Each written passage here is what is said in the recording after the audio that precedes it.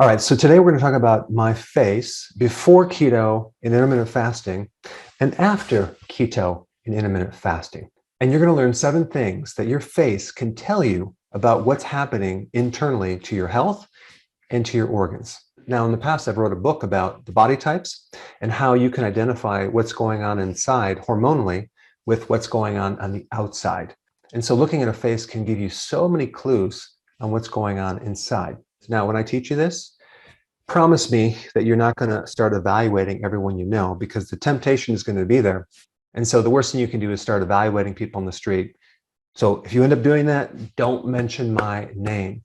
So the first thing that I want to talk about is the shape of someone's face. Now, before I did keto and intermittent fasting, my face was basically round. It was puffy. It was a bit fatty. I had a lot of fluid retention. It looked swollen, but that was actually fat and water retention. Now, before keto, I wasn't necessarily eating terrible junk foods. I was just eating too frequently, and I was definitely eating things that were not on the menu, like fruit, specifically apples. You know, 1 apple is 19 grams of sugar. So what I would do is after breakfast, which I don't consume anymore, I would take this apple, I would say about an hour and a half after breakfast, and I would just spread peanut butter on it, right? And so that would be my snack. And then at night, I would graze on nuts, the healthy snack, right? Well, little did I know, every time I ate any food, I was spiking insulin over and over and over. And so I had 3 meals, 3 snacks. That is 6 spikes of insulin, which kept my body from going into ketosis. And also, when you store sugar, you actually store water. Thus the term carbohydrate. Carbohydrate comes from carbo or carbon in hydrate, as in hydration. So with every gram of glucose that's stored as glycogen, you're storing 3 grams of water. So carbohydrates make you into a fluid-filled sponge. So you can see in the past, the shape of my face was more round, it was puffy, and basically it just looked fat. So number 1, if someone has a round face, they have too much insulin and they are doing too many carbs. All right, number 2, we're going to talk about the eyes, specifically the tissue around the eyes. Now, if you look at my face around the eyes, you can see that there's some swollen tissue, okay? It looked puffy underneath the eyes with some darkening underneath the eyes as well. And even the eyelids were a bit thicker. So what's happening? Well, this is more fluid retention. The kidneys, which are severely affected by blood sugars, start to back up, and the tissue around the eyes, especially the puffiness underneath the eyes, is a real good indication that the kidneys are backed up because you're retaining too much fluid. You know, the problem with knowing this information is that you see it all over the place. You observe it in people. And so the temptation is there. You just want to tell them, listen, if you just change your diet, if you got off these carbs, that fluid will go away. But the best thing to do is actually to show them this video, not to evaluate them, because it makes them wrong and they can be upset. And the last thing I want you to do is start a fight with someone over Dr. Berg's video. All right, the next point, number 3, is the actual eye itself, okay?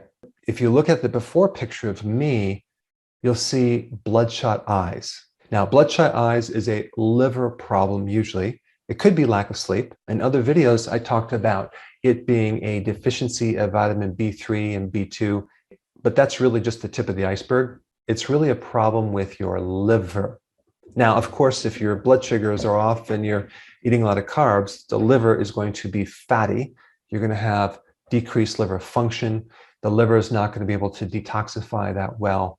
In fact, I had bloodshot eyes for years, and I just couldn't figure it out. I remember one time flying to San Diego to a seminar held by Bernard Jensen, the guy who put colon hydrotherapy on the map.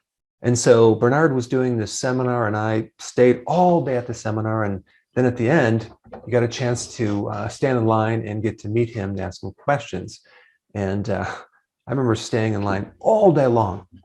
And I finally got to meet him, shake his hand, and I asked him, why are my eyes this bloodshot? And he looked at me and he said, I don't know. So a little bit later, I think it was the day after, my wife and I decided to drive to his house. Just bought his colon hydrotherapy self-colon cleansing kit. I think it was called a colema, which is a combination between a colonic and an enema. And so that was the start of my colon cleansing phase, which didn't ever seem to help because colon cleansing doesn't fix your blood sugars. It doesn't fix your diet. It just keeps cleaning you out. But then you go right back to the same old, same old. But anyway, I had a combination of bloodshot eyes and I had severe irritation on the inside of my eyelids. It felt like sandpaper, okay? So my eyes were dry and red, but the inside of my eyelids were completely red and irritated. Now, looking back at that, that was a severe blood sugar situation. I was going right into diabetes and I didn't know it. But you can see in this picture, I had bloodshot eyes, and that is liver stress.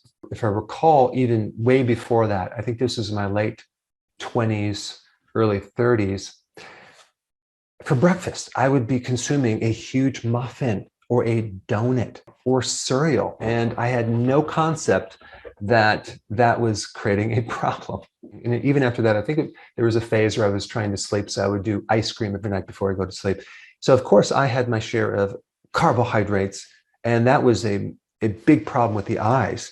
Your eyes have a lot of receptors for insulin, and it is a main target that insulin and blood sugars will affect. All right, number 4, okay, underneath my chin, I had fat underneath my chin.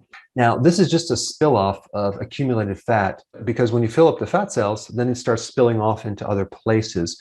The first place that someone stores carbohydrates as fat is in the liver, okay? And that fills up and then it starts spilling off into the organs.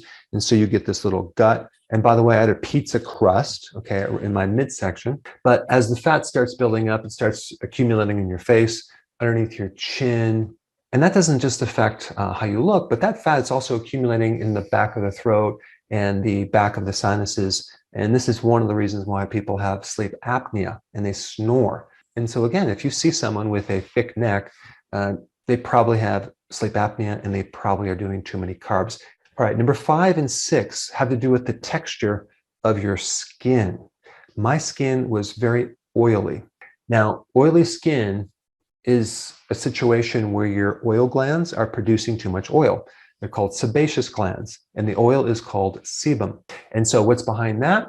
Too much androgens. Androgens are the male hormone. Now, the question is, why is the body making too much androgen? And the clue to figure this out is to look at a condition called PCOS, polycystic ovarian syndrome. In PCOS, which occurs only in females, you have this huge overproduction of androgens. And what's behind that is too much insulin. So insulin makes your androgens go too high. And if you've been watching my videos, you know what causes too much insulin. It is too many carbohydrates. So we're coming full circle to these darn carbohydrates again. Now, what I'm going to say next is a little confusing, so just bear with me. One of the minerals that they use in skin cream for oily skin is zinc. And so zinc is really good for your skin. Now, here's the confusion. Zinc also increases your androgens. Now, wait a second. I thought androgens cause sebaceous glands to cause more oil production. Why would we want to take more zinc to produce more androgens? Well, the answer to that is that zinc helps balance estrogen, okay? If you're low in androgens, it raises it. If you're high in androgens, it lowers it. It inhibits or blocks an enzyme in the conversion of testosterone to something called DHT, which is a powerful form of testosterone, which, if too high, can cause male pattern baldness and prostate enlargement and alopecia, which is hair loss. So zinc helps balance estrogen, okay? And it's also really good for PCOS, and it's also vital in the regulation of insulin, okay? So it can help lower insulin to thereby decrease androgens. Does that make sense? And as a side note, you become deficient in zinc when you consume too many carbs. So there's that relationship as well, because too many carbs, too much insulin, zinc deficiency. And then you start producing too much of the wrong testosterone, which is DHT. Now, as another side note, if you're deficient in zinc, you can also develop what's called hypogonadism, which is a situation where your testicles are atrophied, you're not producing enough testosterone, and also low zinc can lead to low sperm count. But overall, zinc can help balance testosterone, and it can also prevent the overproduction of estrogen, because it's also involved in inhibiting another enzyme called aromatase. And aromatase converts testosterone into estrogen. So that's something we don't want too much of in both men and women. So zinc can help regulate the amount of testosterone and estrogen you have.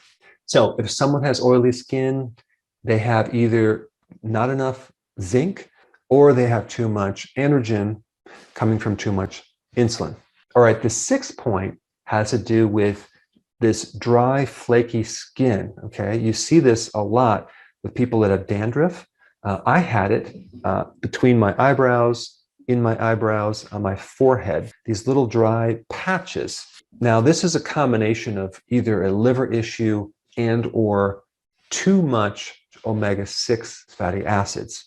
And with me, that was nuts. I was eating a lot of peanuts, peanut butter, and nuts for the entire day.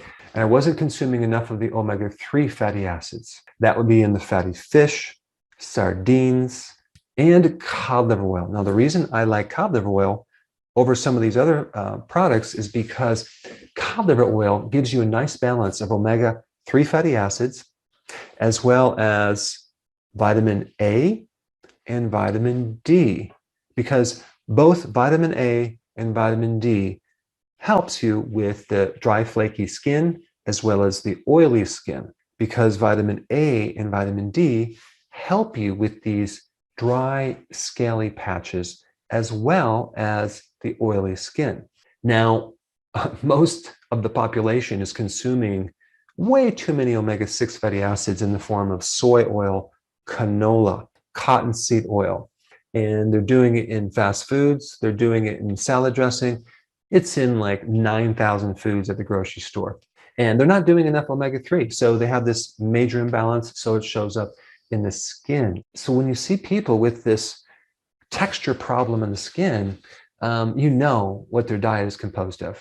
And because this causes a lot of inflammation, they also have a lot of red spots and red rashes, and it creates liver problems and also inflammation in your joints as well. Now, as another side note, if you've ever heard of chicken skin, where you have in the back of the arm or maybe the hips or your buttocks, you have this skin that has these rough little pimples, right, where the hair follicles come out.